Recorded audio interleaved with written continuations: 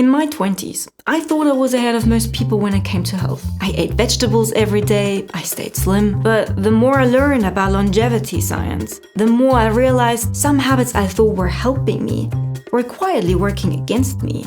And in this video, I'll share 5 of those mistakes I made, so you're not wasting years thinking you're healthy when you're really not. My mistake number 1. I used to think that because I was slim, I was healthy. And I wasn't alone. Our culture pushes the idea that thin equals well. Stay slim and you've done your job. But slim doesn't always mean healthy. There is even a term for it in research: TOFI. Thin outside, fat inside. It describes people who look lean but carry dangerous visceral fat. The kind that wraps around your organs. That's the fat linked to higher risk of heart disease and diabetes and dementia. The scary part, about 1 in 5 people with a normal BMI still have metabolic issues, and many don't even know it. You can be slim and inflamed. Likewise, you can be overweight and metabolically healthy. What matters isn't how you look, it's what's going on under the hood.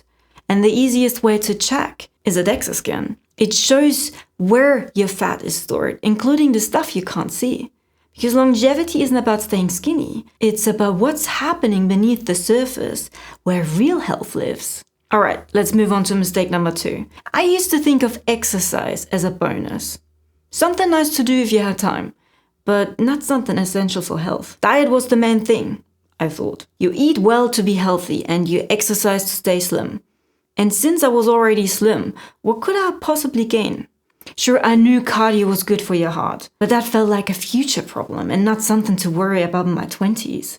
What I didn't realize is this: exercise isn't just about fitness, it's about function. And it's one of the most powerful tools we have to slow aging. Regular physical activity lowers your risk of 13 types of cancer. It boosts BDNF. That's a compound that helps your brain stay sharp. It builds muscle and bone, 2 of the strongest predictors of independence as you age. It improves insulin sensitivity, mitochondrial function, sleep, mood. Basically, it upgrades every system in your body. People who exercise regularly reduce their risk of premature death by up to 30 to 40%, independent of weight.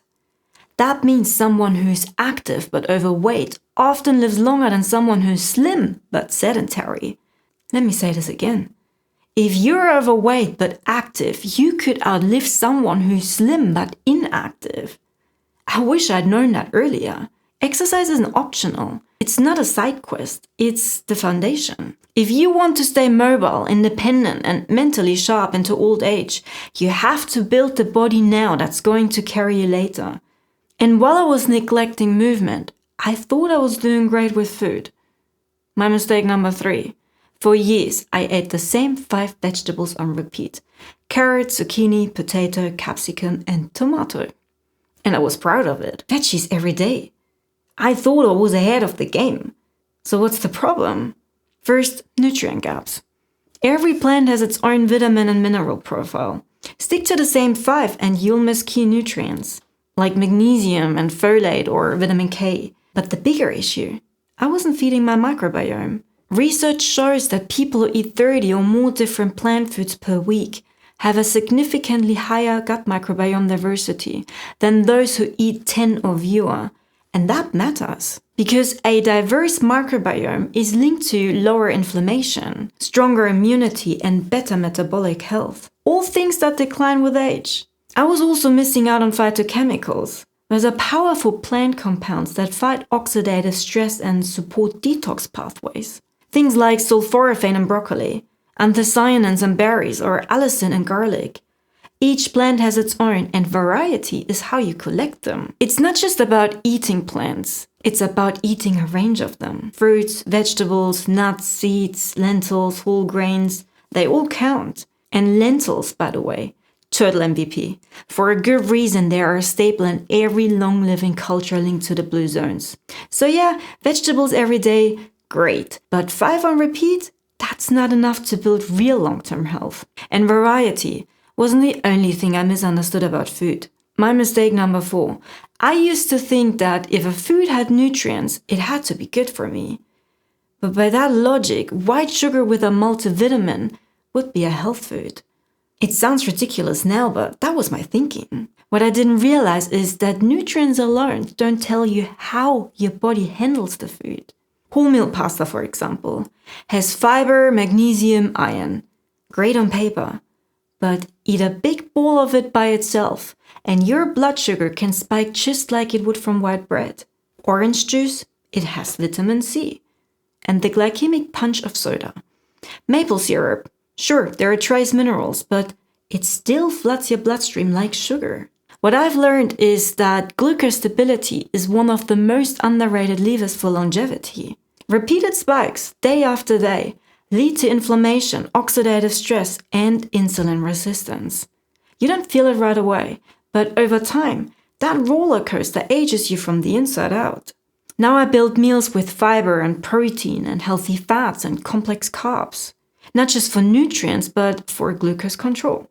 I use a CGM, a continuous glucose monitor, to see how my body actually responds to food.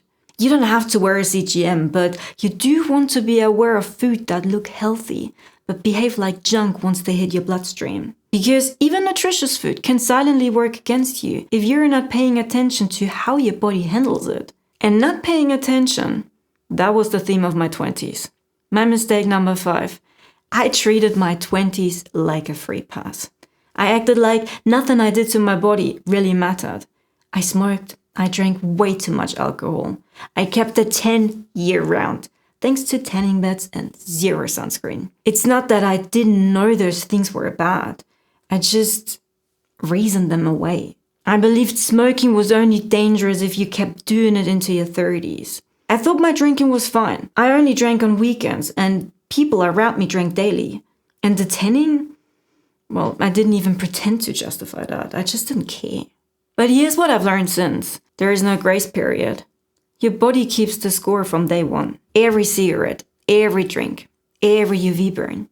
All of it leaves a mark. Even if you quit later, some damage is permanent. Your skin doesn't forget. Your lungs don't forget. Your DNA doesn't forget. And breaking a habit after a decade of doing it, that's hard. The longer you wait, the deeper it sets, and the harder it is to untangle later. I'm smarter now, I've stopped, but I still deal with the consequences. I'll fix it later, might feel harmless in your 20s, but later comes fast. And not everything can be fixed. So that's it. Those were 5 of my mistakes that quietly chipped away at my longevity. Some from ignorance, others from denial. What about you? What's one thing you thought was harmless or even healthy that turned out to be the exact opposite? And if you're just starting to think about long-term health but feel overwhelmed by all the noise, I made a video on 3 beginner-friendly longevity habits that offer the biggest payoff for the least resistance. It's a great way to start. I'll see you there.